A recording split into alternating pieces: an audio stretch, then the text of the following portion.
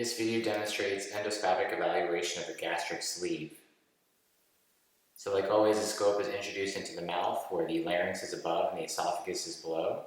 I enter the esophagus and slowly evaluate it and clean up some of the fluid as we advance the scope towards the diaphragm.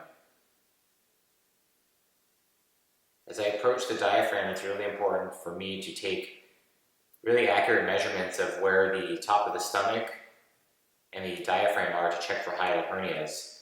This patient, the diaphragm pinch is right here, and the stomach is below it, so no hiatal hernia.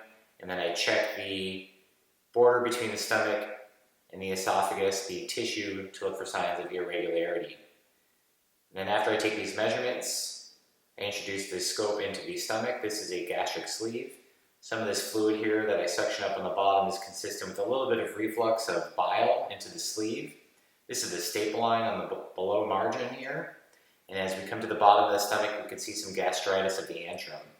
The scope then passes the pylorus, which is the sphincter, into the small intestines. And it's introduced into the duodenum, or the first portion of the small intestine. I examine the inner lining, or the mucosa, of the duodenum, through the bulb to the first portion, second portion. And this bile below here comes from the ampulla that connects the pancreas and the gallbladder and biliary and digestive enzymes. And then I slowly bring the scope back out of the duodenum, back into the stomach. So again, this is the gastric sleeve. This is the staple line below. The scope is brought back. This little ridge here on the right side of the screen is what's called the incisura. It's the area of tightening, or the narrowest part of the stomach. However, this is a normal examination here.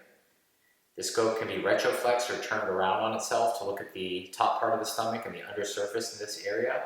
I look to make sure that the stomach has a nice valve against the scope. It helps protect against acid reflux.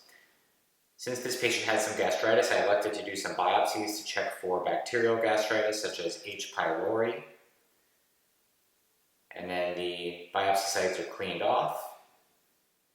And then for patients who've had a sleeve gastrectomy, I always do biopsies at the gastroesophageal junction. We know these patients can have acid reflux, and we want to make sure that that acid reflux isn't causing any changes to Barrett's esophagus. And one last check of the stomach here. It looks completely normal. And then the scope is slowly withdrawn back out the esophagus, checking the esophagus. So thanks so much for watching my videos. Please subscribe to my channel for more.